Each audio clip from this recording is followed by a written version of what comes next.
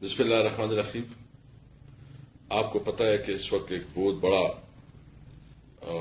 Issue اس وقت جو ہے نا پورے ملک میں زیر بحث ہے، جو چیف جسٹس نے جتنی بہادری سے اپنا موقف جو ان کی سپیریئر جوڈیشری ہے سپریم کورٹ اور چیف جسٹس صاحب کے سامنے رکھا، اور ان کے اوپر جو حالات گزرے ہیں یا ان کو جس طرح ڈرایا دھمکایا گیا ہے یا جس طرح اس کو اپنے کام سے روکنے کے لیے ان کے اوپر جو دباؤ ڈالا گیا ہے، سپریم کورٹ کی ریسپانسبلٹی ہے کہ وہ اپنے ججز کو تحفظ دے۔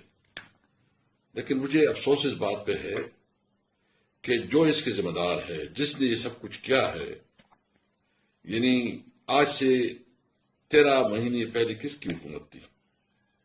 کون اس ملک کا پرائم منسٹر تھا؟ اگر کوئی اس کے بعد کیئر ٹیکر بھی آیا تو وہ کس کے کہنے پہ اور کس کے مشاورت سے بنا تھا؟ یہ سب چیزوں کی ذمہ دار شہباز شریف ہے، اور انہوں نے انہی کی مشورے سے، انہی کی انسٹرکشن سے یہ سب کچھ ہوا ہے، اور یہ توہین ہوئے ہے ہماری عدلیہ کی اور عدلیہ کی معزز ارکان کی۔ اور یہ صرف ادھر نہیں ہوا، یہ پشاور میں بھی ہوا ہے، یہ پنجاب میں بھی ہوا ہے، یہ سندھ میں بھی ہوا ہے۔ لیکن یہ چیز جو بہادری دکھائی ہے، یہ قوم کی ہیرو ہیں۔ میں کوئی صرف سیاست کی بات نہیں کرتا۔ اگر عدلیہ اور عدالت اور ججز جو ہے نا وہ انصاف نہیں دے سکتے تو وہ معاشرہ قائم نہیں رہ سکتا۔ اور پھر اس نے جہاں جس کے خلاف شکایت کی وہی انکوائری کمیشن بنا رہے ہیں۔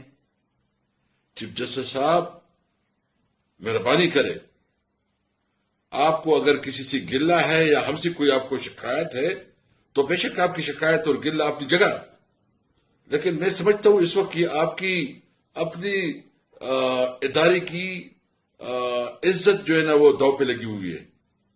اس وقت یہ پورا انصاف کا نظام جو ہے نا اس وقت اس داؤ پہ لگا ہوا ہے۔ انصاف کا نظام اگر اس قسم کے دباؤ کے ساتھ چلے گا تو ملک میں تو کوئی نظام نہیں چلے گا۔ میرا مطالبہ یہ ہے، میں صرف پی ٹی آئی کے حوالے سے نہیں، میں شہری کی حیثیت سے، ایک عام سٹیزن کی حیثیت سے، ایک قومی اسمبلی کے ممبر کی حیثیت سے چیف جسٹس صاحب آپ سے مطالبہ کرتا ہوں کہ ایک فل کورٹ پروسیڈنگ کروائیں، ان کے لیے سینئر ترین ججز کی ایک کمیشن بنائیں اور ان کے تہ تک پہنچے۔ ذمہ داری یہ پرائم منسٹر ہے، ذمہ داری یہ حکومت ہے، اور اگر اس سے آپ انکوائری کرتے ہیں تو کیا مطلب ہے؟ آپ جس نے چوری کی ہے آپ اسی جو ہے نا کہتے ہیں کہ چور کو پکڑو۔ میرا مطالبہ یہ ہے کہ اس کے اوپر جو ہے نا ہائی جوڈیشل کمیشن بنا کے ان ججز کو انصاف دیا جائے، ان کو تحفظ دی جائے، اور صرف یہ بات نہیں کہ ان کو تحفظ دی جائے، یہ اس ملک کی تاریخ کا ایک ڈیفائننگ مومنٹ ہے۔ کیا ہم شہریوں نے، پاکستان کے عام شہری ایک جنگل میں زندگی گزاریں گے کہ ایک لافل کنٹری میں؟ کیا یہ بنانا ریپبلک ہے؟ کیا ہمارے کوئی حقوق نہیں ہے؟ کیا یہ آئین اور قانون برائے نام ہے؟ میں بالکل یہ کہنا چاہتا ہوں کیٹیگریکلی کہ اس ظلم کے خلاف انشاءاللہ ہم پوری عوام کو موبلائز کریں گے۔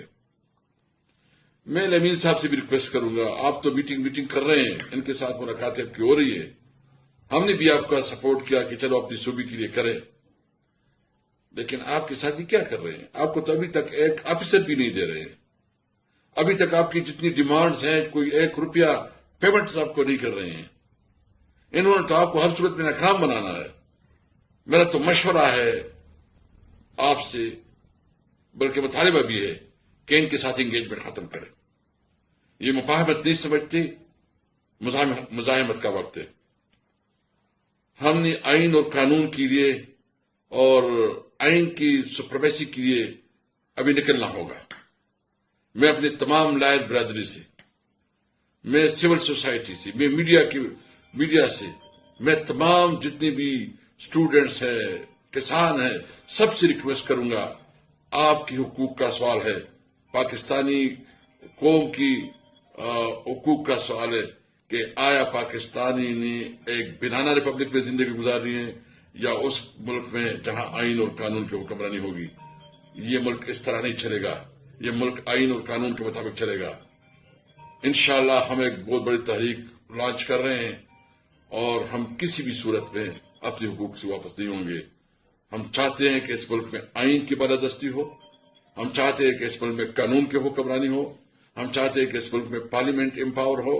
ہم چاہتے ہیں کہ سویلین سپریمیسی ہو. اور ہم چاہتے ہیں کہ آزاد جوڈیشری ہو. اس کے لیے پاکستانی قوم سے امید رکھتا ہوں کہ اس تحریک میں ہمارے ساتھ دیں گے. بس ہو گیا. انشاءاللہ اب پاکستان قائد اعظم کا پاکستان بنے گا. پاکستان زندہ باد.